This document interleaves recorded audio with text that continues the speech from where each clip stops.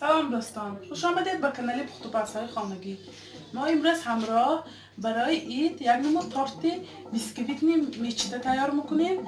محصولات به ما لازم است 200 گرم آرد، 200 گرم شکر، 6 دانه تخم، رزرخلیتی وانیلین لازم است برای خمیرش. برای داخلش باشد با من همین اگر یعنی من همین ژلاتین با اینو که این حرام نی حلال من استحصالش من تاجیکشبم نایستگی اگر من قلفینای هر دوشه میجوشانیم برای آرایشش باشد. قلفینای برای کریمش مسلای ملکا از این طرز تیار کنیشه نشان میدیم. اول ما باید چیکار کنیم؟ همین اگر ترکر میمونیم 25 دقیقه. همین 200 میلی لیتر آب خنک با ترکر میمونیم. کسترول میگیریم یگان چیزی می جوشانده روشتگی بگیرید که اینه می جوشانیم. نه 200 میلی لیتر آب خنک، آبمو خنک باشه همراه کرده نه شروع میختم کنیم. میخت کریم اکو نه تا تیار کرده بیسکویت مایا پشت میمونیم باشه. ما 6 دانه تخمه سفیدی زردیشه جدا کنیم از سببی که همین فرمتان размерش 25-26 سانتی باشد میتونید 6 دانه تخم کنید. اگر майдатар бошад میتونید 5 دانه 20-22 سانتی باید ما 5 دانه تخم کنیم. 150 گرم شکر، 150 گرم آرد. من سفیدی و زردیش جدا میکنیم. از سبب من سفیدی و زردیش جدا کنیم به نهایت پیامش خوشرو میاد. برای همین من سفیدی و زردیش جدا کرده لب میزنم. من اکنون سفیدی تخم را با همراهی بلندر لد میزنیم. میتونید با میکسر یا وینچیکا هم لد زنید از سببی که این وینچیکاش نغز لد زدنش من با همراهی بلندر لد میزنم. کمتر لد زده ثانی همراه میکنیم شکر کمتر. من 2-3 دقیقه لد زدم اکو کم شکر همراه میکنیم.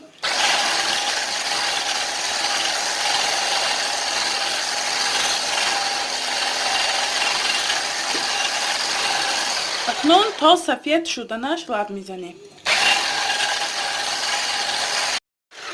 من سفیدی تخممو باید چخیل شود.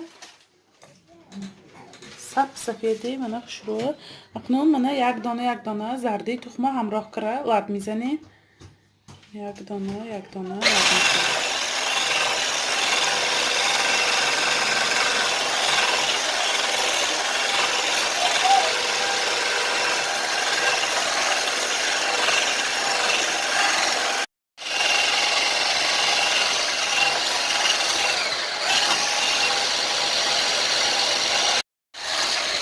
من محصولاتی ما تیار شد.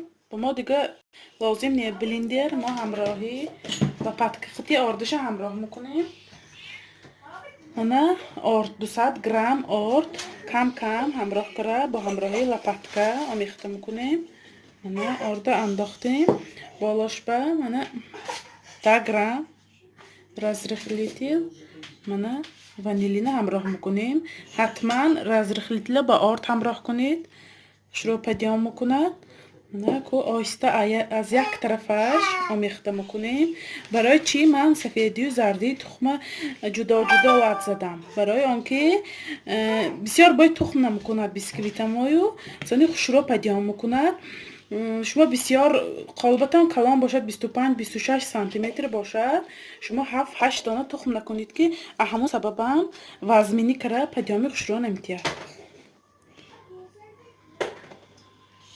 نه محصولاتی ما تیار شد. من باید چخیل شود نه حفظ نه سیوخ. اکنون من با قالب میگیریم. من علاقه پرگامنتی بوماغه کرم 25 سانتی قالبی ما و همین محصولات ما شروع میگیریم. من با قالب گرفتیم همه جا شکل شود.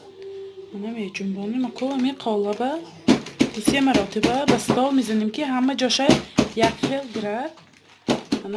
اکنون همین بیسکویت ما به مدت 40-45 دقیقه به 160 درجه به تفتان میگذاریم. من تفتانه حاضر در گرانده درش کشاده ماندم.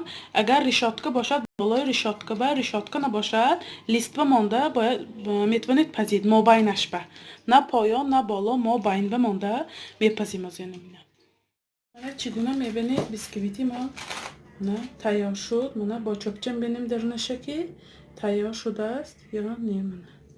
من یکم وقتی چوبچه نچسبید من تیار شده است. من پدیام باشم بینیهای ناز اگر پدیامش شنید من اینجاش خودش معلوم میشه. کو اینو چاپ میکنیم و میگیریم قالب. من اینجاش چقدر تیار شده است. پشتشم بینیم چقدر تیار شده است. پشت بیسکویت ما چقدر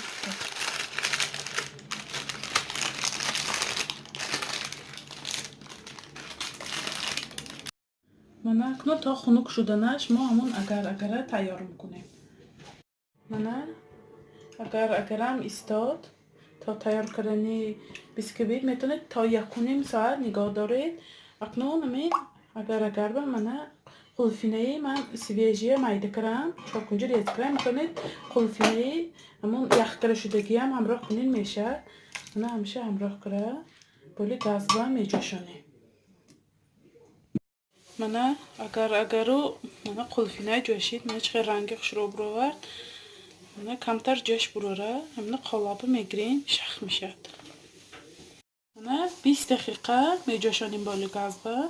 من 20 دقیقه شد. اکنون همین قالب میگیریم.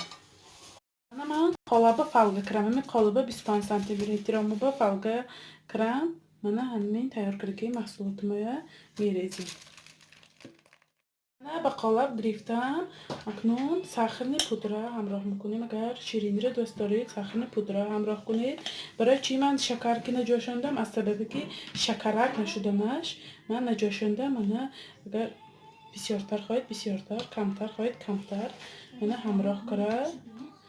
اینا که یک ساعت می در حرارت خانه نگام داریم یا می در خنک نگام داریم شخ میشه. تا خنک شدنی قلفینه اکنون کرم تیار میکنیم. من ملکایو مثلا من مسئله 72% گرفتم. آبش کمتر برای کرم به نهایت نفس. وزیر مسئله ملکا که کرم میزنیم. من مسئله ما در حرارت خانه باشد قدر سخت نباشد کنون با میکسر آب میزنیم.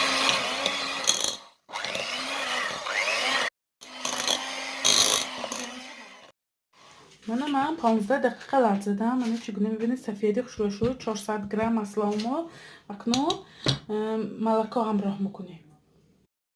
10-15 قاشق ملکا همراه میکنیم. اگر شیرینی رو دوست دارید بسیارتر همراه کنید.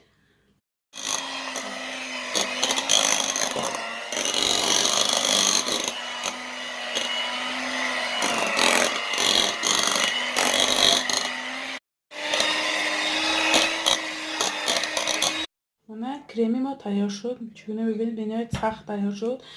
اصلی همین 72% آبش کمتر بودن و بسیارتر 20-25 دقیقه زنید کرمی ما بسیار شدن میگیرد. سبکی به نهایت شروع تیار میشه. کرم ما چقدر سفیدی شروع تیار شد.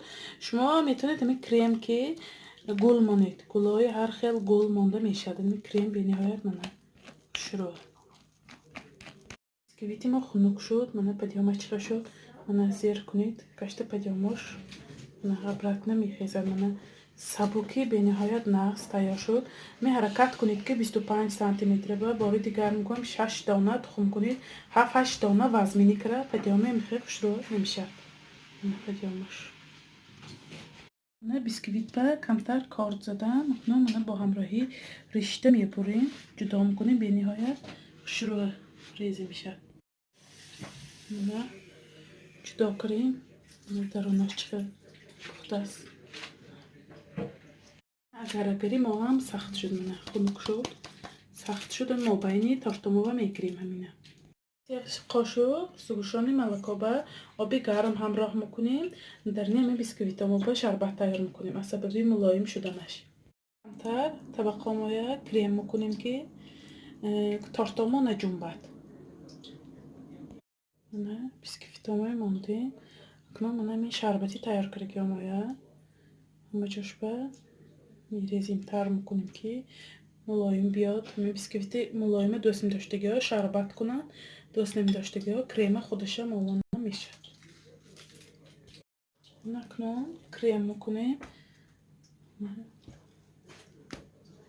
بعد کرم میمالیم شروع کرم همه جاش به من کرم کرم کو من همین تیار کردگی اگر میگیریم من شروع همین کاغذش جدا میکنیم. نه چه سختی من شروع تیار شد. نه ما باینی تاشتامو میگیریم. دویم قبل تشما من شربت میکنیم. از سبب این سلیق تیار شدنش ما کرم بالی این با نمیگیریم و بالی بیسکویت با دویم قبل تشما کرم میکنیم.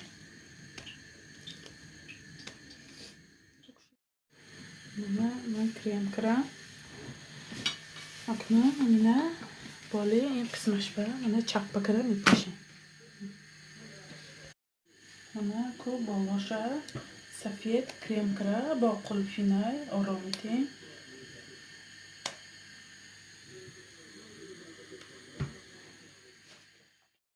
من روی تارتامای سلیق میکنیم بایگان همین داش مخصوص منه پتک جاواز. اکنون با خواهش خود آرامیتی من با راهی آسان آزیر آرامیتی هم من گلازور تیار کردم. طرز گلازور تیار کنی در پیچنی یاژیک است سیلکش در کامنتاری میمونن. من حاضر همینه شکلات میکنیم والتگی همین تارتامای شکلات میکنیم.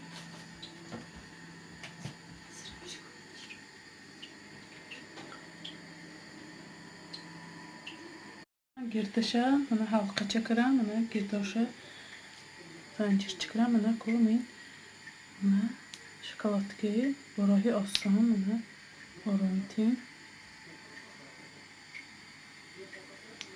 با راهی عادی شکلات کرم اکنون قلفینه ریزه کرم میچینیم. با قلفینه سیویجی آرامیتیم من دو قسم میبریم قلفینه یایه من همین تارتامو پای میچینیم.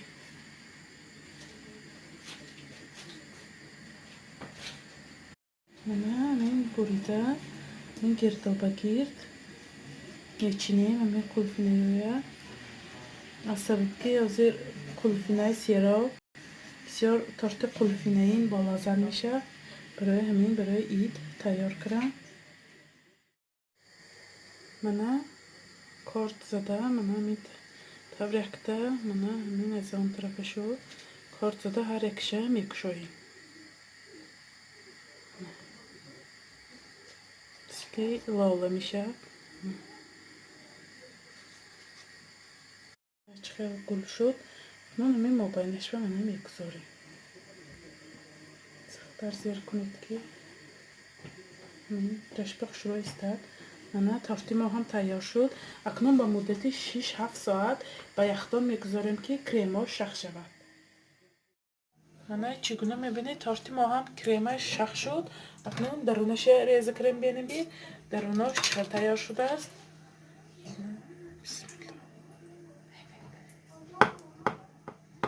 ریزه کنیش بینید نغز ملایم.